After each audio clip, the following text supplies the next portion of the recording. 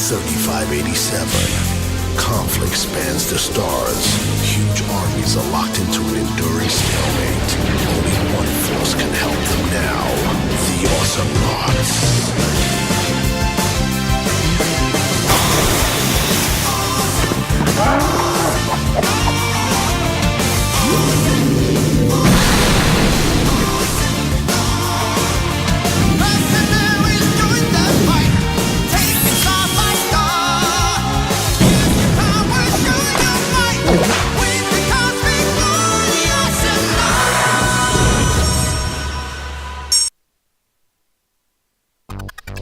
And yeah, that's it. Video's over. If you need to see anything more than that to check out this game, I'm sorry, because I got nothing for you.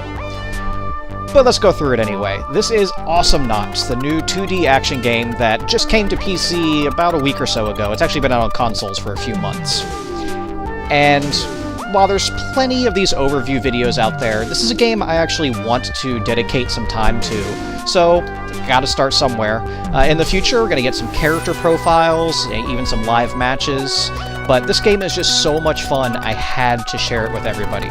It's a 2D action game that takes the multiplayer online battle arena concepts from games like Dota or League of Legends and translates them into a 2D playstyle. And it's just an absolute blast. We're gonna take a look at the game, starting off with a practice, just to get an understanding for what the game is.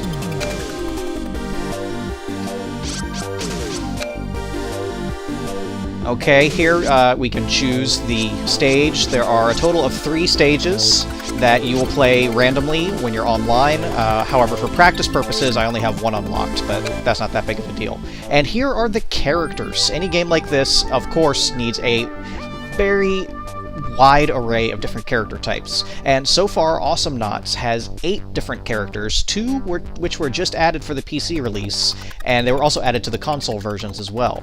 So we're going to take a quick look at the characters, starting off with Clunk. Clunk is a huge tank-type character, and he's actually my favorite one to play as currently in the game. His main attack is actually a self-destruct. Well, he will blow himself up to deal damage to the enemies around him, taking damage himself. And that's balanced out with his bite attack, which will actually regenerate some of his health. Like I said, I'm going to be getting into detail into some of the characters in the future, and Clunk is definitely the first one I'm going to take a look at, because I'm just having a blast playing with him. Next you have Froggy G. He, first of all, is hilarious, but he's just a quick attacker. He can run in, stun enemies, deal huge amounts of damage in a very short amount of time. Very, very offensive. Next we have Yuri. He's a Russian space monkey. He's actually pretty fun. I see him more as a support character, where he can drop landmines. He has a number of auras, both healing and debilitating. He really works well in a team setting, but not so much one-on-one. Lonestar. Again, I can't help but laugh at most of these characters. Lonestar is an absolute beast. He has a dynamite throw and can summon a giant holographic bull. He is very, very powerful on both offense and defense, and some characters have trouble dealing with him because that bull has a pushback attack, so you can see a lot of Lonestar online. Next we have Voltar. Voltar is, plain and simple, the main healer of the game. As a Clunk player, since I deal so much damage to myself with my main attack, Voltar is my #1 guy that I love to see on my team. Clunk and Voltar, instant win. Leon is the most popular character I've seen online so far. He is a chameleon, so he can stealth himself, run around the battlefield, but he can only attack within melee range, but he gets all those backstab bonuses and ambush. If you let a Leon get rolling, he will quickly devastate your entire team repeatedly. He is really hard to stop once he gets leveled up some. Derpl is one of the new characters. He's a slug, snail sort of thing, piloting a giant robot. And Derpl's cool because, first of all, he fires flaming cats from his cannon, but in his walking mode, he lays down traps, which will stun the enemies, but he can also transform into a turret mode, which will give him enhanced damage and the ability to launch a nuclear freaking missile. So Derpl is a character I'm really looking forward to unlocking because he seems pretty fun. and what little bit I've seen of him, he can be very powerful, but he's also a little difficult to play, which I like. And then Coco, which is another character I really want to check out. She is the fastest character in the game, flying around on her little hoverboard, and her basic main abilities is she can fire a lightning orb, which will pass through any object on the battlefield, and then she can detonate at any time she chooses. So if players aren't paying attention, they're not quite as safe as they think they are. And also she has the Blaze ability, which lets her lay sparks down as she's flying by on her hoverboard, which are very useful in a team situation because the sparks will slow down the enemy. Coco's pretty fun. I'm probably going to be taking a detailed look at her sometime in the future after I get some experience. I just unlocked her last night. But for the purposes of the practice, we're going to rock with Clunk. And here we are at the loadout screen. This allows you to choose what items are available in the shop. The first two are going to affect your main skills, my Vacuum Bite and my Explode ability. And I've chosen, again, I'm not going to get into too much detail here, but I've chosen 3 abilities that will upgrade both the Vacuum Bite and the Explode to fit my playstyle. So when I get into the game and I go to the shop, this is what my options are going to be. The third line for each character is an enhancement to their actual weapon. Personally, as Clunk, I don't use it that much, so I don't really spend much time here. And then the fourth is all passives. Movement speed, health increases, and just money. It gives you a wide array of opportunities to customize your character to your playstyle, but it doesn't have the overwhelming number of options that some similar games have in their shops. And I like that once you're actually in the game, you're not going to spend that much time looking at the shop. You just do everything ahead of time. That's very welcome. So let's start up the game. And here we are launching, and we are right into battle. This is one of the things I like most about Awesomenauts, is, especially compared to a lot of the other MOBA games, you start the game and you are right into the action. So here we are. It has simple W, A, S, and D controls. Some characters can fly, some can double jump, you can even triple jump if you get the right upgrades. Controls are very simple. Left mouse button fires your weapon.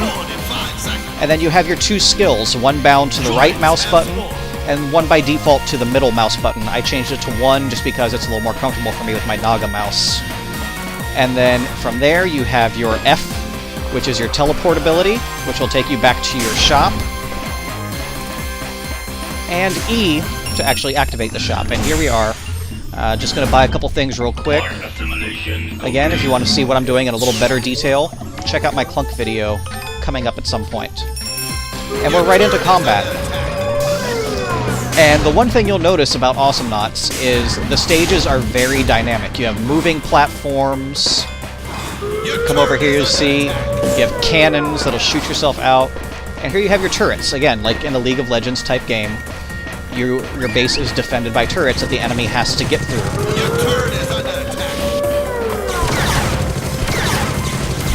You have minions going through the middle of the battlefield. The game is very, very much like League of Legends and Dota and those style games. But I mean, just look at all the ridiculousness going on the screen. I love the style of the game. I love the animations. I love the characters. Again, this is a perfect game for me to just sit down for a little while and have fun. There's no huge learning curve to get over, and I've just enjoyed the little bit of time I've already spent with the game. You see, now that I've destroyed that enemy turret, if we come back here... Actually, let me just teleport back to the base, that'll be quicker. You just hold down the F button until it's done. They hating. First blood. Let's get that up there. And let me try and find the guy.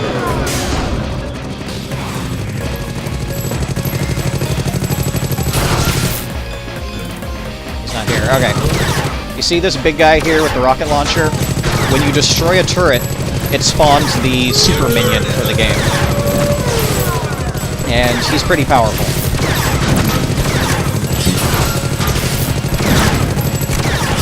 As you can see by the amount of damage he's dealing to me. But of course, he drops a lot of money as well. Money in this game is referred to as solar.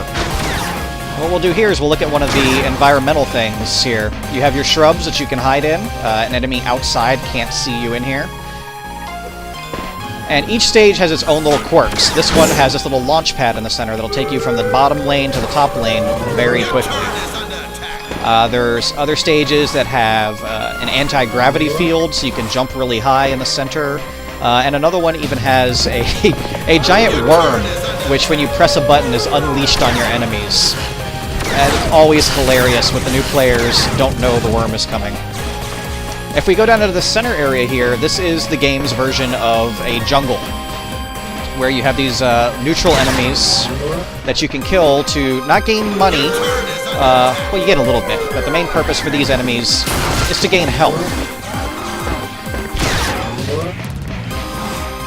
So this is a nice place to quickly dip down into and then get back in your lane, fully recharged. Yeah, bots don't present much of a challenge, which is why we're here in practice mode for this particular video. And then one last real feature on these maps is this guy right here. I'm not messing with him because he's really powerful. That is the Solar Boss. He's pretty hard to beat. It's pretty much impossible early on in the game. Looks like my range on Clunk helps out, but he regenerates his health really fast, so you can't use these hit-and-run tactics. And I'll let him hit me, and you see how much damage he's doing. He'll definitely kill me before I kill him. And you kill the Solar Boss, basically you get a ton of solar, which is again the game's currency. Teleporting back again here real quick. I'm gonna buy my Explode ability. And we'll just run into and mop up these bots real quick. So you really get a look at what the combat in the game has to offer. And just enjoy the fun music, too.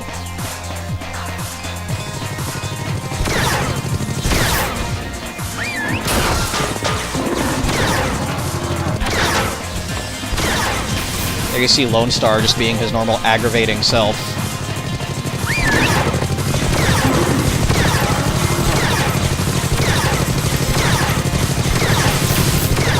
Oh no, we're taking this down.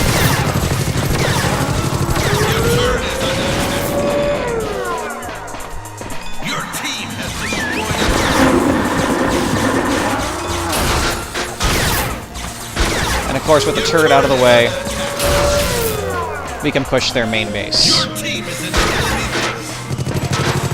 which is not that easy with that turret still there. But of course, your main goal is to destroy the enemy's solar drill. That's the whole kind of point of this game, is these various factions are warring over controlled resources. Again, the solar, which we've seen so many times already. Here comes the team. I'm going to use a self-destruct to push them off. Especially early on, it's not that much of a good damage-dealing ability. More just to keep the enemy out of the way, because it will hurt if it does hit them. It's a great deterrent.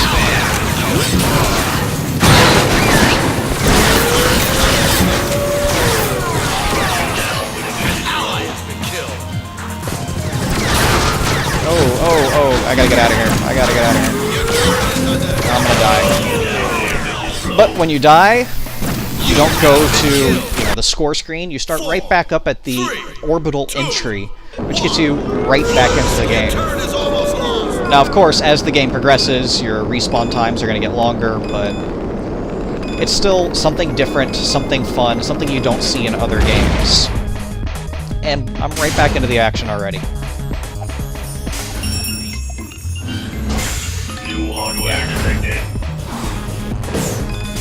I think I'm going to push the bottom lane to get those other turrets out of the way.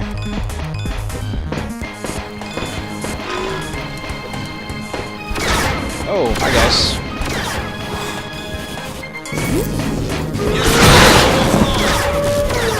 2 on 1, not good. Falling back to the turret protection.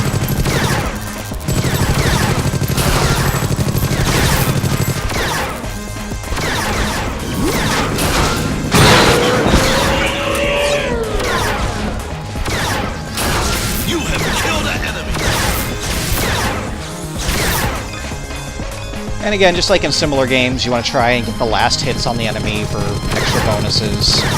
But it's not as pronounced in this game as it is in other MOBA-style games. Probably should have gone up into the jungle real quick to reget some health, but no big deal. I'm not running up and using my self-destructibility on the turrets, because most character skills will do limited amount of damage to the turrets. And there's no sense in taking full damage myself to do half damage to the turret. But these guys... they're fair game.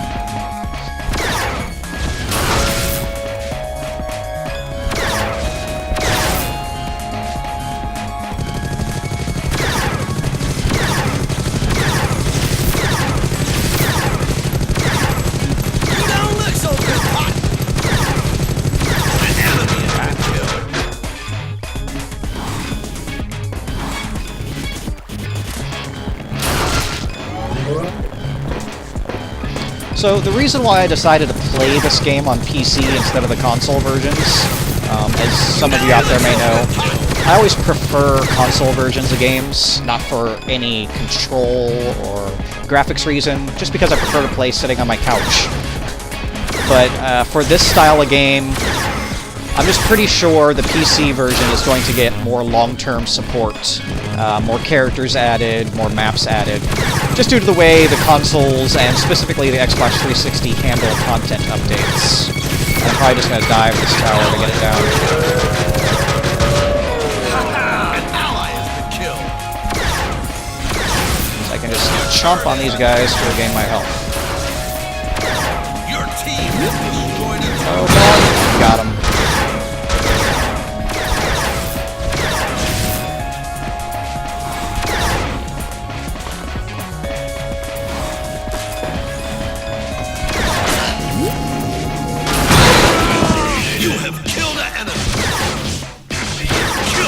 And you see, now that I'm on a killing spree, the game's playing my character's theme song. I don't care what you say, that's cool as hell. Especially if you're Froggy G. Froggy G has the greatest theme song in the game. Oh, he threw the bull out there to slow me down.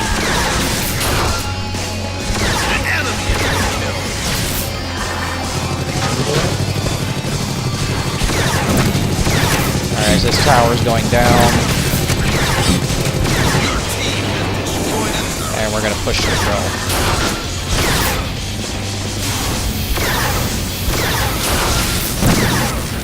And that's game. You hear a little bit of that awesome song again. So there's Awesomenauts, a quick look at it. Like I said, stay tuned to the channel. You're going to be seeing character profiles, matches, probably with my commentary, unless I'm too terrible at it. But either way, you're going to see some fun videos up here in the future. So stay tuned, and I'll be seeing you guys later.